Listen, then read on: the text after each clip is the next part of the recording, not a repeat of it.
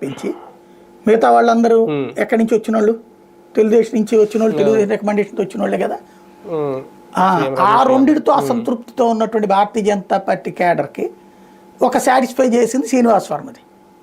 అట్లాగే రెండవది అదే శ్రీనివాస్ వర్మకి మంత్రి పదవి ఇవ్వడం ద్వారా ఈ ఆర్ఎస్ఎస్ నుంచి ఫ్రమ్ ద బిగినింగ్ పార్టీని నమ్ముకుని వేరే పార్టీలకు పోకుండా కూర్చున్న కార్యకర్తకి కాస్త మానసిక సంతృప్తిని ఇచ్చారు. ఇప్పుడు మళ్ళీ సోమవీర్రాజుకి రెండోసారి ఇవ్వడం ద్వారా అందులో చాలా గేమ్స్ నడిచినాయి. ఆయన నామినేషన్ వెయ్యనీయకుండా చేస్తే రెండోసారికి కథ మార్చే ప్రయత్నము జరిగింది. ఆలస్యం చేయడం ద్వారా స్టేట్లోనే జరిగింది. చివరి నిమిషం దాకా చాలా గేమ్స్ జరిగినాయి.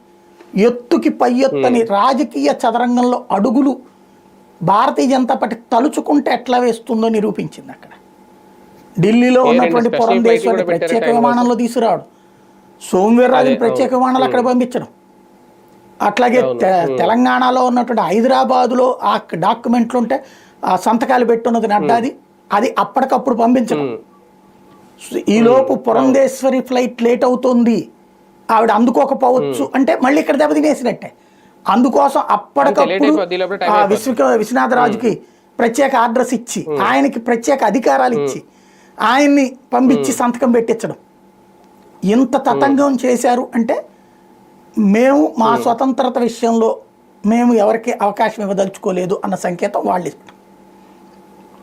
ఇంకోటి కూడా సెంట్రల్ సోమవీర్రాజు గారికి ఎలా సపోర్ట్ చేసింది అనేది కూడా ఈ ఎపిసోడ్ ద్వారా అర్థమైంది. సోమవీర్రాజే షాక్ అయ్యి ఉంటారు. ఇప్పటికి ఇంకా కోలుకున్నట్లేడు ఆయన, లేకపోతే ఈ పాటికి చాలా అనర్గళంగా మాట్లాడేసేవాడు. ఆయనే కోలుకున్నట్లేడు. ఎందుకంటే ఆయన్ని తీసేసిన టైంలో ఆయన దీని ఆయన పేరేంటి బండాల మన బండి సంజయ్ ఇద్దరిది ఒకేసారి తీశారు కదా.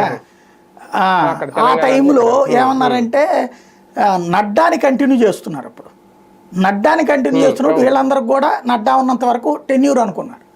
కానీ